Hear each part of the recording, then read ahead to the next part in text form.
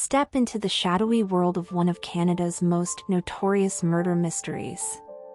In the 1940s, a torrid tale of love, betrayal, and a dismembered body shocked an entire nation.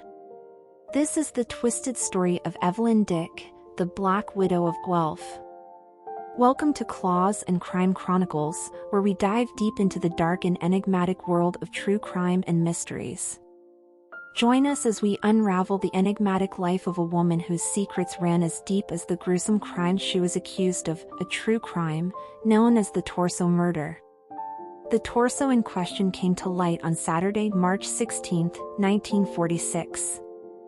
5 children hiking in the mountains around Hamilton, Ontario, spotted the headless, legless corpse, clad in long underwear, under a moss-covered ledge. Extensive searches by police failed to turn up his head and limbs. Within 3 days, the dead man's relatives identified the remains. He was John Dick, a streetcar conductor from Hamilton. Dick had recently separated from his 25-year-old wife Evelyn and was staying with family when he vanished. Evelyn, whose life her lawyers would later describe as peculiar, came under suspicion right away.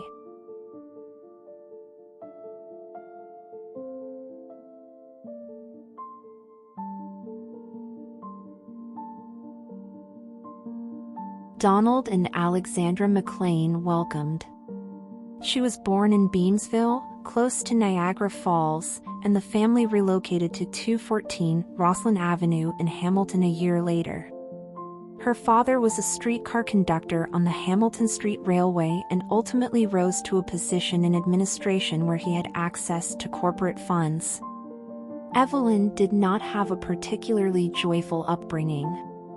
Her mother displayed a nasty temper, and her father used too much alcohol. Because of their poor relationship, the parents frequently separated. Evelyn didn't interact much with the young people in the neighborhood. Her parents thought it would be dangerous for her to be out playing in the streets. There were several rumors that Donald was using HSR funds improperly. They always had sizable funds in the bank and led quite affluent lives. They would send Evelyn shopping with handfuls of nickels, which was the fair payment at the time. Evelyn worked hard to gain acceptance in the more elite parts of the community with the support of her parents. At Hamilton's best hotel, the Royal Connaught, she would throw extravagant parties and freely spend money on friends. She never received the desired level of social acceptance in return. When Evelyn was still in her mid-teens, she attracted rumors because she was so pretty. She wore more extravagant jewelry and furs than was appropriate. She spent time with considerably older men, away from the city, and at racing tracks. Evelyn gave birth to a daughter in 1942. This gave rumors even more fuel. Evelyn clarified that everything was okay and that she was married to a man with the last name White who was serving overseas. Later research into military records failed to establish the existence of such a person. Because of her mental disability, Heather White needed a lot of care from her mother and grandparents. The following summer, Evelyn gave birth to a stillborn child, and on September 5, 1944, Peter David White was born. Nobody is certain of any of these children's fathers. Evelyn, Heather, and Alexandra McLean, who had just ended their relationship with Donald, moved in together in a downtown Hamilton apartment in June 1945. After dating for almost a month, Evelyn shocked her mother by telling her that she was getting married to John Dick in 2 weeks. Alexandra McLean had never heard of him before. John was born in Russia in 1906 and moved to Canada. He was a religious man. He was a Mennonite. Dick had been working as a driver for the Hamilton Street Railway for 2 decades. Evelyn married John Dick on October 4, 1945. And they moved into a house that Evelyn bought on 32 Carrick Avenue together with Alexandra and Heather. After only 1 month, the marriage was on the rocks. This is not surprising given that Evelyn maintained her relationship with Bill Bohozek. Evelyn meet Bill, a steelworker in Hamilton, coming out of Bob's Grill at the corner of Barton and James Street. This was 5 days after her and John had got married. They went out to a movie and Evelyn spent the night at Bill's house. Alexandra and John were also always arguing about women and money, and that John was not good enough for her daughter. Don McLean, Evelyn's father, had been threatening her new husband, which made the situation much more complicated. It appears that John Dick had discovered that his father-in-law had been scamming the Hamilton Street Railway, where they both worked, of hundreds of thousands of dollars. The amount of nickels taken out of the fare box over the years is staggering considering that the cost to board the bus back then was 5 cents. Nothing gets a husband and wife into a fight like extortion from a relative. Only after a few months of them being married, Evelyn and John split up and John moved out. John moved out of the house on Christmas Eve and was boarding with his cousin, Alexander Kammerer. On March 6, 1946, John was reported missing to the police by his cousin Alexander. He told the police that John went to go see his wife Evelyn at the Connaught Hotel and he hadn't heard from him since.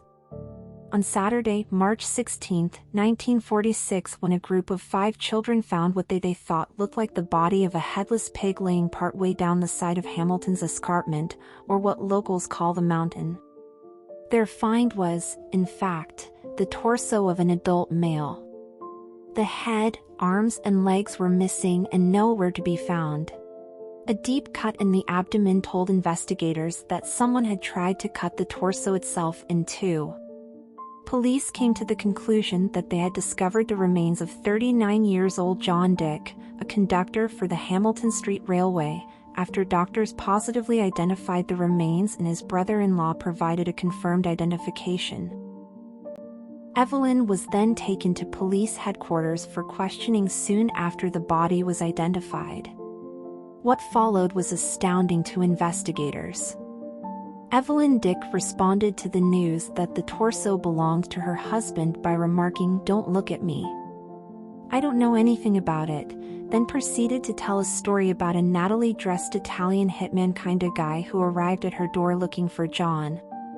He said that he was going to fix him for messing around with his wife. He then left without telling Evelyn who he was. Days later, police had learned that Evelyn borrowed a large Packard car from a man named Bill Landag.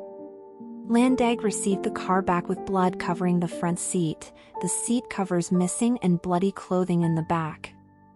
Evelyn left a note explaining that Heather had cut herself and made the mess. Investigation proved the blood to be the same type as John Dick's. At this point, Evelyn told police that a mysterious man had called her, told her that John had made a woman pregnant and that he was getting what was coming to him.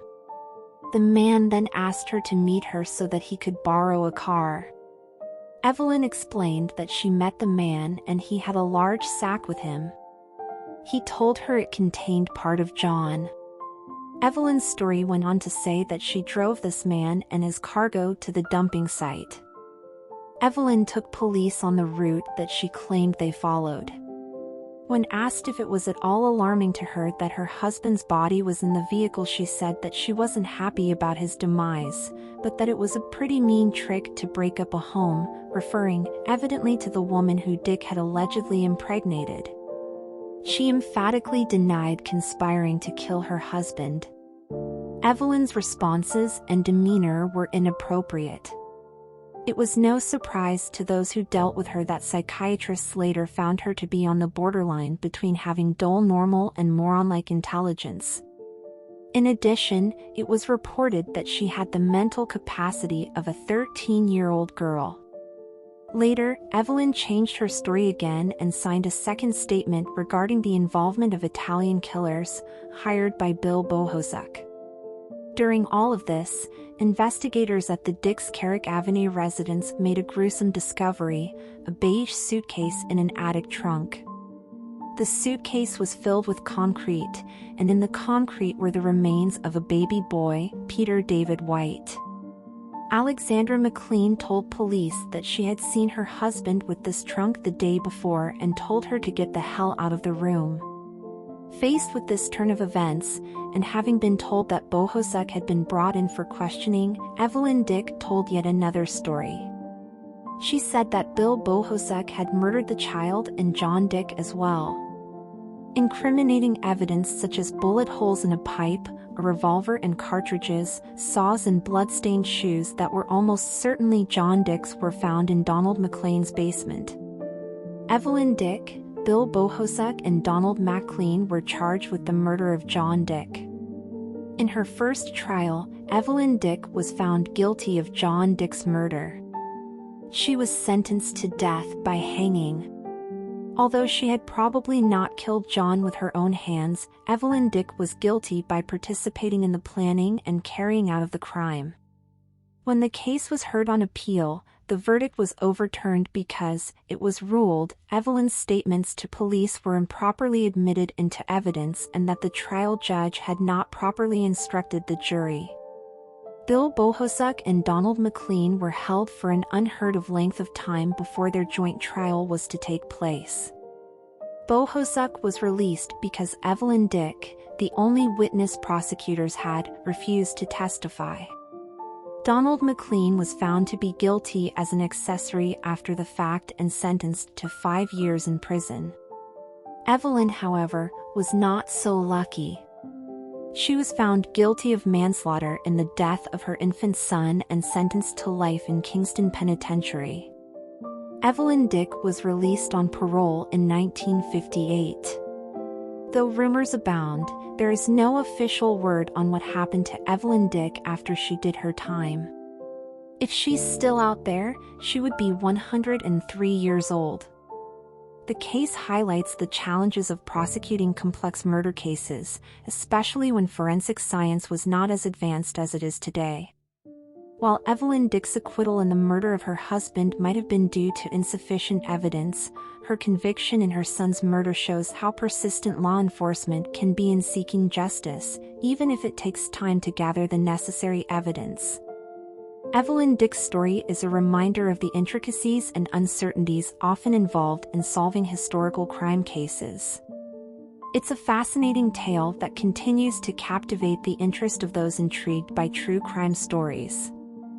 Thank you for joining us on this journey through history's mysteries. Remember to subscribe, like, and share, and leave a comment as we continue to unearth the enigmatic stories that have shaped our world. Until the next episode, this is Kat from Claws and Crime Chronicles, signing off.